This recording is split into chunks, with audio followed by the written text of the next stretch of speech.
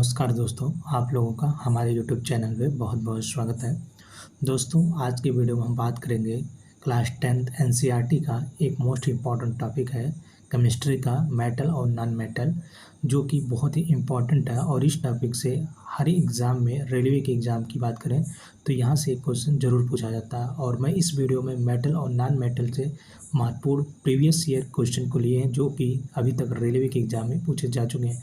सभी क्वेश्चन महत्वपूर्ण है और मैं इस सभी क्वेश्चन को एक बेहतरीन तरीके से विद एक्सप्लेन के साथ डिस्कस करूंगा और कुछ नए पॉइंट पे भी बात करूंगा। तो यह वीडियो बहुत ही इंपॉर्टेंट रहेगा, आप लोग इस वीडियो को कंप्लीट वॉच कीजिएगा, जिससे कि इस वीडियो से आने वाले क्वेश्चन आपके एग्ज़ाम में गलत ना हो। और मैं 100% दावा के साथ कह सकता हूँ इस वीडियो से एक क्वेश्चन जरूर एग्जाम में पूछा जाएगा। तो दोस्तों, चलते हैं क्वेश्चन को स्टार्ट करते हैं।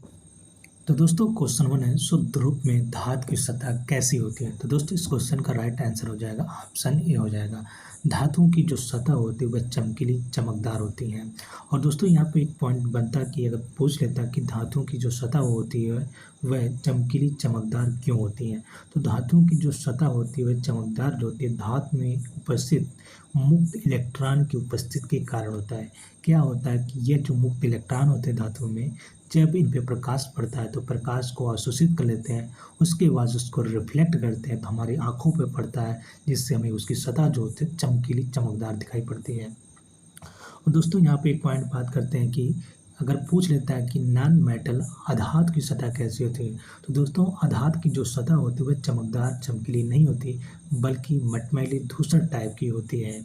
और दोस्तों, यहाँ पे एक क्वेश्चन और पूछ सकता है कि कौन सी ऐसी अधातु है जो चमकीली होती है, तो इस क्वेश्चन का राइट हो जाएगा आयोडीन। आयोडीन का सिंबल होता है आई। तो आयोडीन एक ऐसा अधातु व नॉन मेटल है जो चमकीला होता है, अधातु होने के बावजूद भी यह चमकीला होता है। तो दोस्तों, आई होप इतना सारे पॉइंट आपके दिमाग में फिर हो गया होगा। अब चलते हैं नेक्स्ट क्वेश्चन को देख लेते हैं।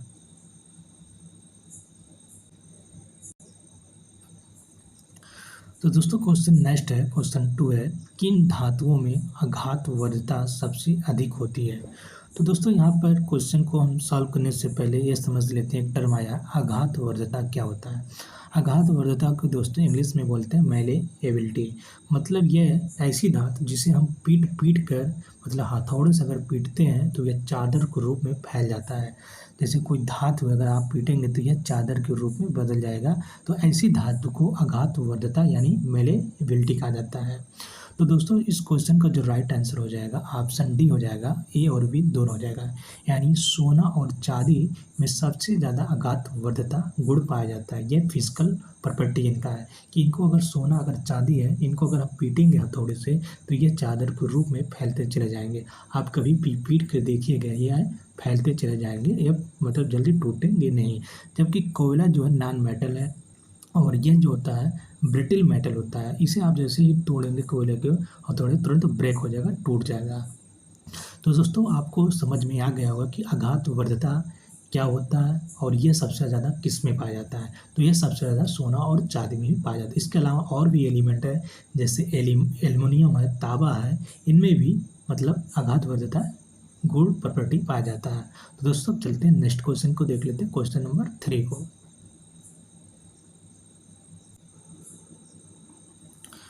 तो दोस्तों, क्वेश्चन नंबर 3 है, धातुओं को पतले तार को रूप में खींचने के गुणधर्म को क्या कहते हैं। तो दोस्तों, इसका कहने का मतलब है यह है कि अगर ऐसी कौन सी धातु है जिसे खींचने जाए और खींचने पे ये पतले तार के रूप में कन्वर्ट हो जाए, तो इसे हम क्या कहते हैं। तो दोस्तों, इसे हम कहते हैं तन्यता, जिसे इंग्लिश में बोलते हैं डक्टिलिटी, मतलब डक्टाइल मटेरियल। जो तन्यता मतलब डक्टाइल मटेरियल होगा उसे आप कितना भी खींचे दें वह जल्दी ब्रेक नहीं होगा, टूटेगा नहीं, बल्कि पतले तार में कन्वर्ट हो जाएगा। तो ये, और दोस्तों यहाँ पे बात करते हैं सबसे ज़्यादा डक्टाइल मटेरियल है वह जो होता है सोना होता है। अगर आप सोने को खींचोगे तो वह पतले तार के रूप में बदल जाएगा। तो क्वेश्चन नंबर 4 है कि सबसे अधिक तन्यता किस धातु में होती है। तो दोस्तों, मैंने इसे पिछले क्वेश्चन नंबर 3 में डिस्कस कर लिया था। सबसे ज़्यादा तन्यता मतलब डक्टाइल मेटल कौन होता है, तो वह सोना होता है। इस क्वेश्चन का राइट ऑप्शन हो जाएगा बी हो जाएगा। सोने में सबसे ज़्यादा डक्टाइल होता है, सोना सबसे ज़्यादा डक्टाइल मेटल है, क्योंकि सोने को अगर आप खींचेंगे पतले तार के रूप में कन्वर्ट हो जाता है। तो दोस्तों, चलते हैं नेक्स्ट क्वेश्चन को देख लेते हैं। दोस्तों क्वेश्चन नंबर 5 है कि धातुओं की तुलना में अधातुओं की संख्या कितनी होती है। तो दोस्तों देखो, पीरियोडिक टेबल में जो होता है 118 एलिमेंट है। 118 एलिमेंट है जिसमें धात, अधात और उपधात जैसे एलिमेंट पाए जाते हैं।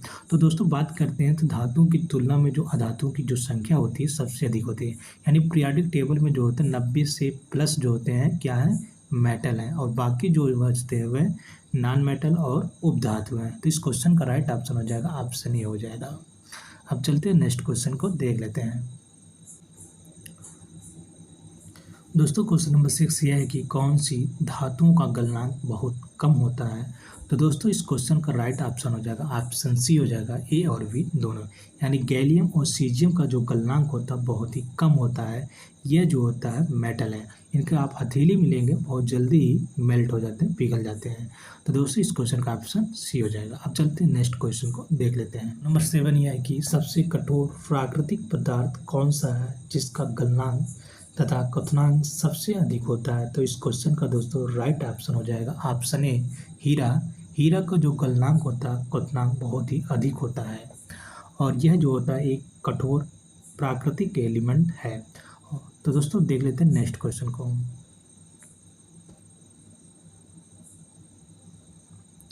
नेक्स्ट क्वेश्चन है कि ग्रेफाइट जो विद्युत का सुचालक है वह किस धातु का अपर रूप है। तो दोस्तों यह जो है कार्बन का अपर रूप होता है ग्रेफाइट। तो इस क्वेश्चन का राइट ऑप्शन हो जाएगा ऑप्शन बी हो जाएगा। क्वेश्चन नंबर 9 ये है कि कौन सी क्षारीय धातु है जो चाकू से आसानी से काट जाती हैं। तो आपके सामने 4 ऑप्शन है दिया है। पहला ऑप्शन है लिथियम है, दूसरा है सोडियम है, तीसरा पोटेशियम है, चौथा उपरोक्त सभी। तो दोस्तों यहाँ पे हम बात करते हैं ये सारे जो तीनों एलिमेंट जो है ये क्षारीय धातु है, और लिथियम, सोडियम, पोटेशियम इतने मुलायम होते हैं कि आप इन्हें आसानी से चाकू से काट सकते हैं। तो इस क्वेश्चन का राइट ऑप्शन हो जाएगा ऑप्शन डी, यानी उपरोक्त सभी सही है। अब देख लेते हैं नेक्स्ट क्वेश्चन को। क्वेश्चन है क्वेश्चन 10 है, ऐसे धातु ऑक्साइड जो अम्ल तथा क्षारक दोनों से अपक्रिया करके लवण तथा जल प्रदान करते हैं उसे क्या कहते हैं। तो दोस्तों ऐसे धातु ऑक्साइड को उभयधर्मी ऑक्साइड कहते हैं।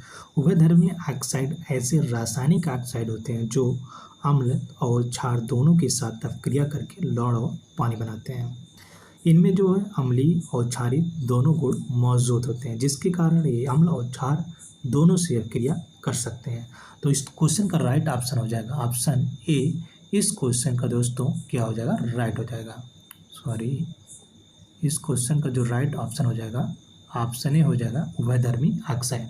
उभयधर्मी ऑक्साइड कौन कौन से दोस्तों, बहुत सारे होते हैं, उसमें इंपॉर्टेंट बात कर लेते हैं। एल्युमिनियम ऑक्साइड Al2O3 हो, और एक है जिंक ऑक्साइड।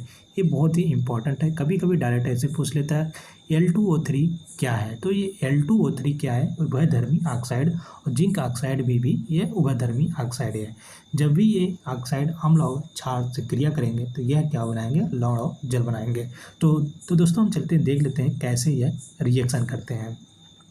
तो देखते हैं, हम एल्युमिनियम ऑक्साइड को ले लेते हैं। थोड़ा लिखने में प्रॉब्लम होगा, आप लोग समझ जाइएगा। तो देखिए Al2O3 को हम रिएक्शन कराते हैं अम्ल से, HCl से। जब HCl से इसे रिएक्ट कराएंगे तो यह बनाएगा एल्युमिनियम क्लोराइड बनाएगा AlCl3, और यहाँ पर क्या बना लेगा, H2O पानी बनाएगा। आप देख सकते हैं एल्युमिनियम क्लोराइड क्या है, एक लवण है, साल्ट है, और ये क्या है, H2O जल है, आप देख सकते हैं। तो यह क्वेश्चन का जो राइट आंसर हो जाएगा उभयधर्मी ऑक्साइड, ऑप्शन ए इस क्वेश्चन का राइट हो जाएगा। आई होप आप लोगों को समझ में आ गया। अब चलते हैं नेक्स्ट क्वेश्चन को देख लेते हैं।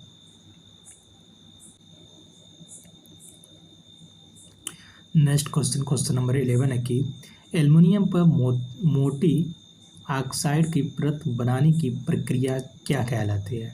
तो दोस्तों इस क्वेश्चन का राइट ऑप्शन हो जाएगा ऑप्शन ए, एनोडीकरण। दोस्तों एल्युमिनियम पर मोटी ऑक्साइड की परत बनने की जो प्रक्रिया होती है उसे एनोडीकरण कहते हैं, और यह जो अपक्रिया है इसे विद्युत रासायनिक अपक्रिया कहते हैं, विद्युत रासायनिक प्रक्रिया। इसमें क्या होता है कि एल्युमिनियम वस्तु को, एल्युमिनियम की जो धातु होती है, एनोड के रूप में उपयोग करके विद्युत अपघटनी सेल में रखा जाता है, जिससे क्या होता है कि एल्युमिनियम ऑक्साइड की मोटी और सुरक्षात्मक परत बन जाती है। तो दोस्तों आप लोगों को समझ में आ गया कि एल्युमिनियम की मोटी ऑक्साइड की जो परत बनती है उसे क्या कहते हैं, उसे एनोडीकरण कहते हैं। तो दोस्तों अब चलते हैं नेक्स्ट क्वेश्चन, क्वेश्चन नंबर 12 को देख लेते हैं।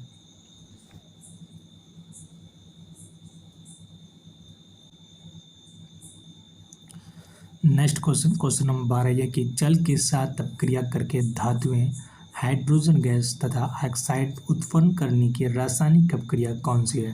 तो दोस्तों इस क्वेश्चन को हम बड़ी आसानी से सॉल्व कर सकते हैं और इस क्वेश्चन को हम ऑप्शन एलिमिनेशन मेथड से सॉल्व कर सकते हैं। तो दोस्तों यहाँ पे देखिए सीधे दिया है कि धातु को आपको जल से अपक्रिया कराना है। किसे? धातु को जल से जब अपक्रिया कराएंगे तो इसमें बोल रहा है कि हाइड्रोजन गैस तथा ऑक्साइड उत्पन्न करती है। तो इसमें डायरेक्ट बोला है कि जब आप धातु को जल से अपक्रिया कराएंगे तो धातु को ऑक्साइड बनेगा, हाइड्रोजन गैस निकल जाएगी। तो इसमें ऑप्शन में देखिए किसमें ऐसा प्रक्रिया हो रहा है।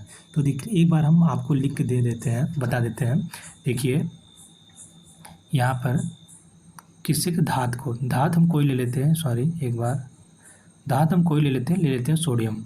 सोडियम को हम जल से क्रिया करा लेते हैं, जल से क्रिया कराते हैं तो यहाँ पे बनता है सोडियम ऑक्साइड, Na2O बनता है सोडियम ऑक्साइड, प्लस यहाँ पे आप हाइड्रोजन जो है मुक्त हो जाएगी, रिलीज हो जाएगी। तो यहाँ पे देखिए धातु है और जल, हम धातु और जल से क्रिया कराते हैं तो यह धातु ऑक्साइड सोडियम ऑक्साइड बनता है, हाइड्रोजन गैस निकल जाती है। आप देख सकते हैं रिएक्शन से। तो इस क्वेश्चन का जो राइट ऑप्शन हो जाएगा ऑप्शन ए में आपको साफ साफ दिख रहा है कि धातु को जल से क्रिया कराते हैं तो धातु ऑक्साइड बन रहा है और यहाँ पर हाइड्रोजन क्या हो निकल रही है। तो इस क्वेश्चन का राइट ऑप्शन हो जाएगा ऑप्शन ए हो जाएगा। नेक्स्ट क्वेश्चन, क्वेश्चन 13 है धातुएं अम्ल के साथ किस प्रकार अभिक्रिया करके संगत लवण तथा हाइड्रोजन गैस प्रदान करते हैं। तो दोस्तों ये भी क्वेश्चन बहुत ही ईजी है, आप इसे ऑप्शन से सॉल्व कर सकते हैं। देखिए इसमें क्रिया कराना है धातु को अम्ल से, कोई धातु ले लीजिए, आप सोडियम ले लीजिए और अम्ल से क्रिया करा दीजिए। जब भी अम्ल से क्रिया कराएंगे यह सोडियम क्लोराइड बन जाएगा NaCl और यहाँ पे हाइड्रोजन गैस निकल जाएगी। तो देख लीजिए दोस्तों यहाँ पे सीधे देखिए धातु को किससे क्रिया कराना है? अम्ल से। तो ऑप्शन ए में दिख रहा है धातु का अम्ल से क्रिया हो रहा है, नहीं हो रहा है तो गलत हो जाएगा। ऑप्शन बी में दिख रहा है धातु अम्ल से, तो यह धातु को अम्ल से जब क्रिया करा रहे हैं तो यहाँ पर लवण बन रहा है, हाइड्रोजन बना। तो ये इस क्वेश्चन का राइट ऑप्शन हो जाएगा, ऑप्शन बी हो जाएगा। और बाकी ऑप्शन देख लीजिए आप, धातु को हाइड्रोजन नहीं, जबकि यहाँ पे साफ साफ का धातु को अम्ल से क्रिया कराना, तो ये भी गलत हो जाएगा। ऑप्शन डी ये भी गलत है, ऑप्शन बी इस क्वेश्चन का राइट हो जाएगा।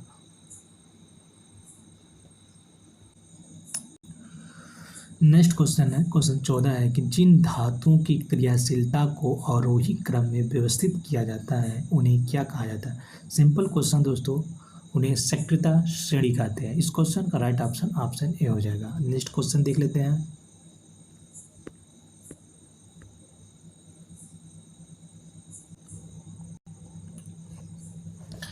क्वेश्चन 15 है कि सोडियम के परमाणु के नाभिक में कितने प्रोटॉन होते हैं।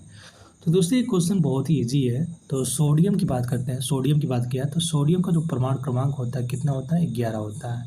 तो दोस्तों हम जानते हैं कि परमाणुओं की जो संख्या होती है वह प्रोटॉन की संख्या के बराबर होती है। तो इस सोडियम का जो परमाणु क्रमांक 11 होता है तो यह प्रोटॉन की संख्या के बराबर होगा।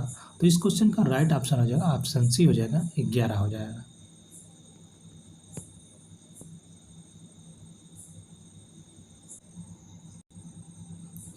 क्वेश्चन नंबर 16 दोस्तों है कि क्लोरीन के वाह्यतम कोश में कितने इलेक्ट्रॉन होते हैं। तो दोस्तों क्लोरीन का जो होता है परमाणु क्रमांक कितना होता है? क्लोरीन का परमाणु क्रमांक 17 होता है। इलेक्ट्रॉनिक विन्यास करेंगे तो यह 287। देख लीजिए इसके वाह्यतम कोश में कितने इलेक्ट्रॉन है? 7 है। तो इस क्वेश्चन का राइट ऑप्शन हो जाएगा ऑप्शन ए हो जाएगा।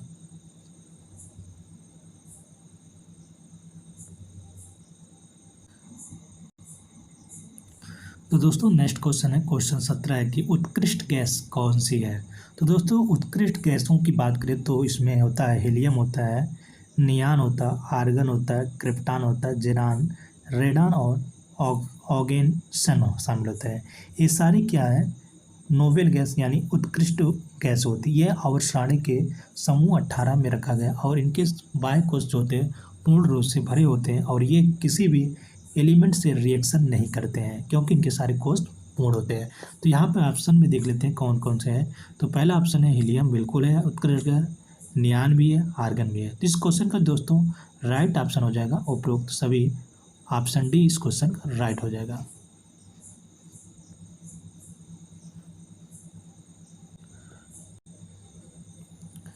तो दोस्तों क्वेश्चन नंबर 18 है कि धातु से अधातु में इलेक्ट्रॉन के स्थानांतरण से बने यौगिक को क्या कहा जाता है। तो दोस्तों इसे जो आयनिक यौगिक कहते हैं और इस क्वेश्चन का जो राइट ऑप्शन हो जाएगा ऑप्शन ए हो जाएगा, ऑप्शन ए आयनिक यौगिक। तो दोस्तों यहाँ पे इलेक्ट्रॉन का स्थानांतरण की बात कर रहा है। तो दोस्तों यहाँ पर हम देख लेते हैं, जैसे हम बात करते हैं सोडियम की, थोड़ा सा लिखने में प्रॉब्लम हो रहा है दोस्तों। तो यहाँ पे सोडियम की बात करें, सोडियम के बाइकोस में एक इलेक्ट्रॉन होता है, यहाँ पर हम बना लेते हैं। और अगर हम क्लोरीन की बात करें, क्लोरीन के बाइकोस में कुछ 7 इलेक्ट्रॉन होते हैं, 7 इलेक्ट्रॉन होते हैं। तो यहाँ पर सोडियम क्या धातु है और क्लोरीन क्या अधातु है। सोडियम के बाइकोस में 1 इलेक्ट्रॉन होते हैं और क्लोरीन के बाइकोस में 7 इलेक्ट्रॉन होते हैं। सोडियम को आखिरी गैस की संरचना प्राप्त करना है तो इसे अपना 1 इलेक्ट्रॉन को त्याग करना है। आखिरी गैस यानी हमें 10, सोडियम के बाइकोस में 1 इलेक्ट्रॉन होता है, 1 इलेक्ट्रॉन को त्याग करेगा तभी आखिरी गैस की संरचना प्राप्त कर पाएगा। और क्लोरीन की बात करें, अगर क्लोरीन 1 इलेक्ट्रॉन को ग्रहण कर लेता है तो वह आखिरी गैस की संरचना प्राप्त कर। तो यहाँ पर सोडियम क्या करेगा, अपना 1 इलेक्ट्रॉन को त्याग करके क्लोरीन को दे देगा, क्लोरीन 1 इलेक्ट्रॉन को ग्रहण कर लेगा। यहाँ पर इलेक्ट्रॉन का स्थानांतरण रिप्लेसमेंट हो रहा है। तो इस क्वेश्चन का जो राइट ऑप्शन हो जाएगा ऑप्शन ए आयनिक यौगिक इस क्वेश्चन का राइट। और कैसे हो रहा है यह भी मैंने आप लोगों को समझा दिया है। तो अब चलते हैं नेक्स्ट क्वेश्चन, क्वेश्चन नंबर 19 को देख लेते हैं। नेक्स्ट क्वेश्चन है क्वेश्चन 19 है, पृथ्वी की भूप्रवृत्ति किसका मुख्य स्रोत है। इस क्वेश्चन का राइट ऑप्शन हो जाएगा ऑप्शन बी खनिजों का मुख्य स्रोत है।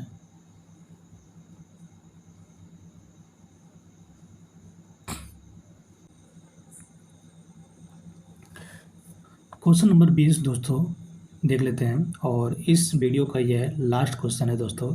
और क्वेश्चन यह है कि समुद्री जल में कौन से विलेय लवण उपस्थित रहते हैं। तो दोस्तों बात करते हैं कि समुद्री जल में मुख्य रूप से जो पाया जाता है वह सोडियम क्लोराइड पाया जाता है, बट इसके अलावा भी कुछ यौगिक पाए जाते हैं जैसे magnesium chloride, calcium sulphate, potassium. ये सारे जो होते हैं कुछ मात्रा में मौजूद होते हैं। तो आपको ध्यान रखता है सोडियम क्लोराइड तो पाया जाता है, सोडियम क्लोराइड बहुत प्रचुर मात्रा में, बहुत अधिक मात्रा में पाया जाता है, बट इसके अलावा भी magnesium chloride, calcium sulphate, potassium जैसे पाए जाते हैं। तो बात करते हैं इस क्वेश्चन का जो राइट ऑप्शन हो जाएगा ऑप्शन सी, ए और बी दोनों हो जाएगा इस क्वेश्चन का राइट ऑप्शन। तो दोस्तों मैंने इस वीडियो में 20 क्वेश्चन को कवर किए थे जो कि बहुत ही इंपॉर्टेंट और जो कि प्रीवियस एग्जाम में पूछे गए थे, और मैंने सभी क्वेश्चन को विद एक्सप्लेन के साथ डिस्कस किए हैं। तो दोस्तों अगर आप लोगों को यह वीडियो अच्छा लगता है तो आप लोग वीडियो को लाइक कीजिए, शेयर कीजिए, और अगर आप लोग चैनल में पहली बार आते हैं तो आप लोग इस चैनल को सब्सक्राइब कर लीजिए। और दोस्तों अगर आप इसी प्रकार से वीडियो पाना चाहते हैं तो आप लोग चैनल को ज़रूर सब्सक्राइब कर लीजिएगा और बेल आइकन बटन को प्रेस कर लेंगे, जिससे कि अगर कोई वीडियो अपलोड होगा तो आप लोगों को पास जल्दी से पहुंच जाएगा, आप लोग जल्दी से देख पाएंगे। और ग्रुप डी का एग्ज़ाम आप लोगों को 17 नवंबर से स्टार्ट हो रहा है, और मैंने ग्रुप डी का एग्ज़ाम को ध्यान रखते हुए जितने भी एनसीईआरटी के टॉपिक हैं सभी को हम इसी प्रकार से डिस्कस करेंगे और विद एक्सप्लेन के साथ। तो दोस्तों मिलते हैं नेक्स्ट वीडियो में, तब तक के लिए।